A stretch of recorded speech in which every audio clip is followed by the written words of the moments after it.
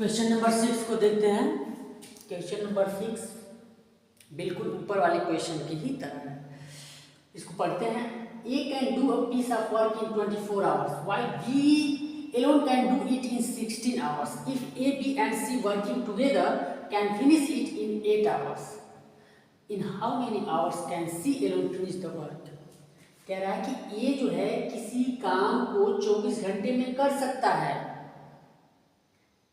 ए किसी एक काम को 24 घंटे में कर सकता है, जबकि B alone can do it in 16 hour, जबकि बी अकेले इसे 16 घंटे में कर सकता है।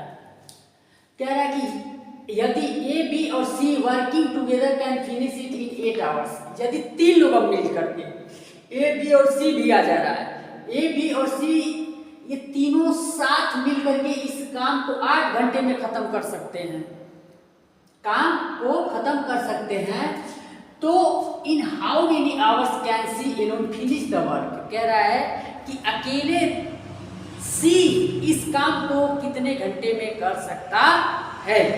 ऊपर वाले क्वेश्चन की तरह ही है। क्वेश्चन की प्रक्रिया क्या है, क्वेश्चन को प्रोसेस कैसे करेंगे। सीधी सी बात है, इसमें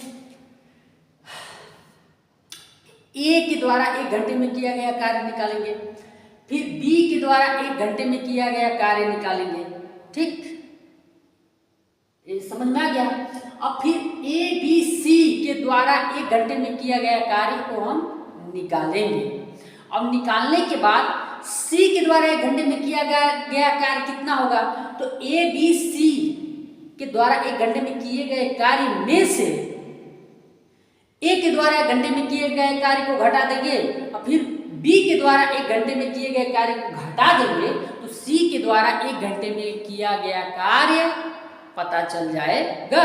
और उसके बाद सी उस काम को कितने घंटे में पूरा कर देगा उसको रेसिप्रोकल कर देंगे, वही हो जाएगा। यही प्रक्रिया है इस क्वेश्चन का। सॉल्व करते हैं। सॉल्व करेंगे तो क्या होगा, time taken by A to complete the work, कितना आवर्स, ये कितने घंटे में पूरा है, 24 आवर्स। ठीक है।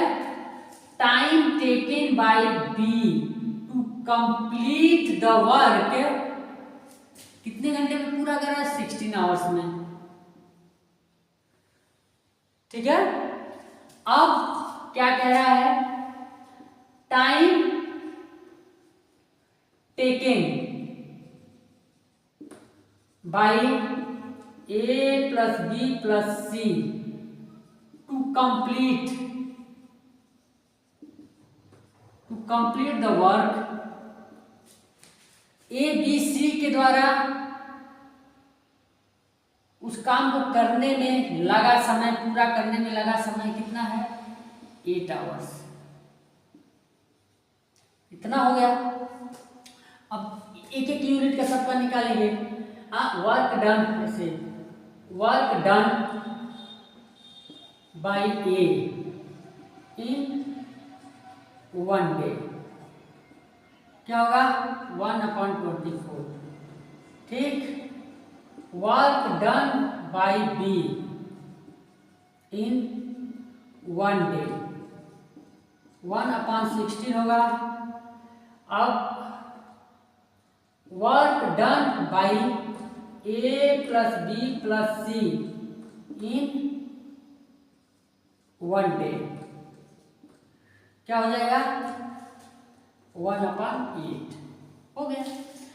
ए 1 दिन में इतना काम कर रहा है, बी 1 दिन में इतना काम कर रहा है, ए बी सी तीनों मिलकर 1 दिन में इतना काम कर रहा है, तो सी का 1 दिन का काम क्या होगा, तो ये ए बी सी तीनों मिलके 1 दिन में इतना काम कर रहे हैं ना, इसमें से ए और बी को माइनस कर देंगे तो सी का पता चल जाएगा, तो क्या हो जाएगा, work done by C in 1 day. तो सी के द्वारा 1 दिन में किया गया 1/8, इसमें से माइनस करेंगे 1/24 को, इसमें से फिर माइनस कर देंगे 1/16 को, या तो इन दोनों को जोड़ के माइनस करें तभी बात वही आएगा। इसमें से माइनस इतना, फिर माइनस इतना, इसका मतलब माइनस माइनस लिख दिया है, इसमें से दोनों को माइनस किया जा रहा है, दोनों को घटाया जा रहा है। या तो जोड़ के कर दें या तो डायरेक्ट ऐसे लिख दें, तभी कोई बात नहीं है। तो यहाँ हमारा एलसीएम आएगा 48 ही आएगा, ठीक है। 24 दूना 48, 16 दूना 32, 16 48, 8 6 48, ठीक है। एलसीएम यही आएगा जब एलसीएम ऐसे करके निकालोगे तो। उसके बाद क्या हो जाएगा, यहाँ 6 आएगा, 2 आएगा, 3 आएगा, 3 आएगा, 4 आएगा, 4 1/48 आ गया। अब इसको अब सी के द्वारा एक दिन में किया गया काम कितना, तो सी के द्वारा कंप्लीट करने में समय कितना लगेगा, इसको ऊपर कर देंगे तब आवर्स हो जाएगा, 48 आवर्स हो जाएगा। तो टाइम टेकन क्या होगा, time taken by C to complete